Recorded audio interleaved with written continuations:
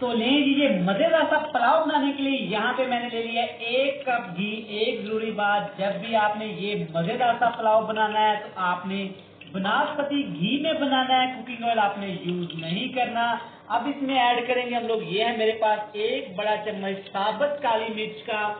آپ نے اس آئل کے اندر، اس گھی کے اندر اس مرچ کو اچھی طرح فرائی کر لینا ہے۔ یہاں پہ کالی مرچ ہماری اچھے سے فرائی ہوگی ہے۔ اب اس میں ایڈ کریں گے 1 بڑا چمچ بھر کے ادرک لہسن کا پیسٹ، اس کو بھی آپ نے اچھے سے فرائی کرنا ہے۔ یہاں پیاز ایڈ کریں گے 2 درمیانے سائز کے، جن کو میں نے ایسے لچھوں میں کاٹ لیا تھا، اس کو بھی ایڈ کریں گے۔ بہت ضروری بات، یہاں پہ آپ پیاز کو، ادرک لہسن کو آپ نے زیادہ براؤن نہیں کرنا۔ آج اس ویڈیو میں آپ کو پلاؤ سے متعلق وہ راز، وہ ریسیپیز بتاؤں گا کہ انشاءاللہ آپ کا دل خوش ہو جائے گا، آپ مطمئن ہو جائیں گے کہ یہ ہے وہ پلاؤ کی ریسیپی جس کی ہم سب کو تلاش تھی۔ تو لیڈیز چیک کریں، اتنا تھا جب آپ کا پیاز براؤن ہو جائے تو آپ نے کیا کم کرنا ہے، اس میں ایڈ کر دینا ہے 1 چھوٹا سا بالکل فریش جمع ہوا دہی۔ یہاں پہ ایک بہت ضروری بات، دہی آپ کا کھٹا نہیں ہونا چاہیے اور نہ ہی اس میں زیادہ پانی ایڈ ہونا چاہیے۔ دہی کے اندر آپ نے ان پیاز کو اچھی طرح پکانا ہے۔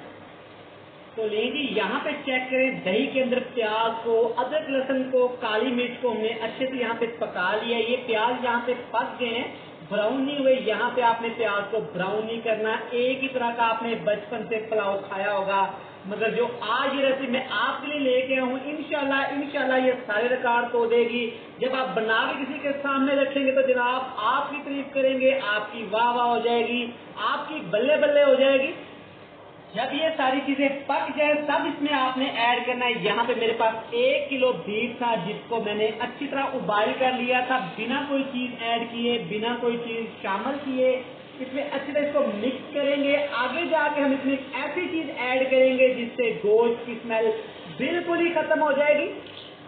اب جناب باری ہے گوشت کی اسمیل کو ختم کرنے کی، تو جناب بالکل سادہ سا طریقہ ہے، 4 آپ نے بڑی الائچی لے لینی، یہ ایڈ کر دیں گے جناب۔ اس سے گوشت کا ٹیسٹ فلیور بہت ہی مزے کا ہو جائے گا۔ جو کچے گوشت کی پلاؤ میں سے اسمیل آتی ہے جناب، وہ کہیں دور غائب ہو جائے گی۔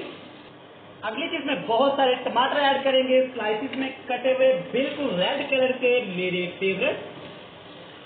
جناب اب باری ہے کچھ پاؤڈر مسالے ایڈ کرنے کی، تو سب سے پہلے اس میں ایڈ کریں گے 1 چمچ بھر کے کٹی ہوئی لال مرچ۔ آپ نے لال مرچ کا پاؤڈر ایڈ نہیں کرنا، ہم نے پلاؤ کا یہاں پہ کلر خراب نہیں کرنا۔ ثابت زیرہ ایڈ کر دیں گے 1 بڑا چمچ بھر کے۔ 1 چھوٹی چمچ کالی مرچ دردری کٹی ہوئی ایڈ کر دیں گے۔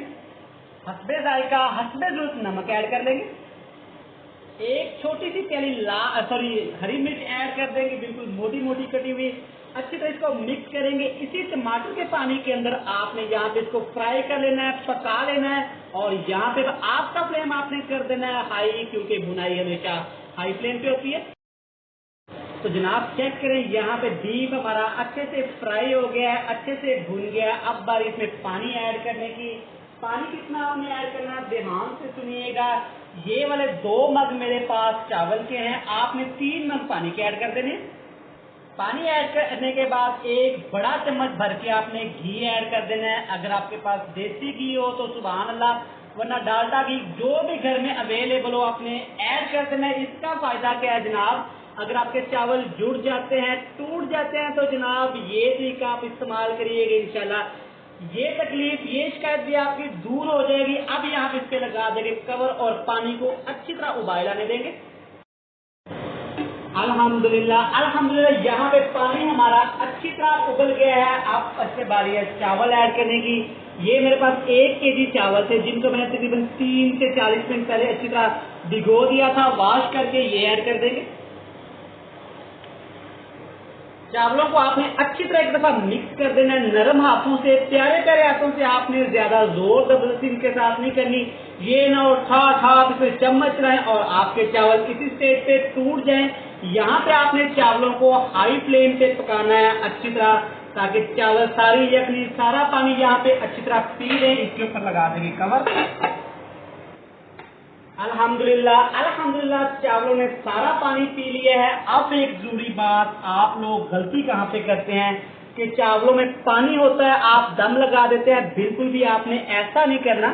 بالکل جب ایسے پانی ڈرائی ہو جائے، تھوڑا تھوڑا پانی رہ جائے، تب آپ نے اچھی طرح سے چاولوں کو मिक्स कर देना है और इसके ऊपर आपने एक पूना लगा देना है। हर घर में बड़ी आसानी के साथ ये अवेलेबल होता है। इसके ऊपर रखेंगे ढक्कन और इसको चारों तारों से हम लोग कवर कर देंगे। नीचे में रख दिया तवा और इसको दम लगाएंगे तकरीबन 15 से 20 मिनट के लिए। यहाँ पे हो गया है तकरीबन 13 से 14 मिनट दम लगाए हुए। अल्हम्दुलिल्लाह अल्हम्दुलिल्लाह, माशाल्लाह माशाल्लाह। कलर देखें और चावल भी देखें हमारे बिल्कुल अकेला अकेला दाना है, बिल्कुल भी नहीं जुड़े। ताकि हमने हर स्टेप को यहाँ पे फॉलो किया, हमने हर रेसिपी को यहाँ पे फॉलो किया और देखें बीफ भी अच्छे से गल गया है। चेक करें तो यहाँ पे जनाब ये तैयार है बन के। इसकी हम दिखाएंगे आपको प्यारी सी फाइनल लुक।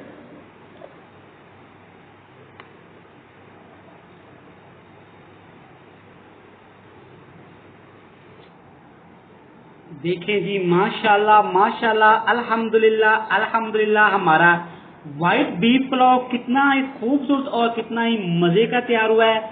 आप इस रेसिपी को इस तरह जरूर ट्राई करिएगा, इंशाल्लाह आपकी सभी तारीफ करेंगे, आपके सभी दीवाने हो जाएंगे। मेहमान तो आपकी बल्ले बल्ले कर देंगे हर जगह पे।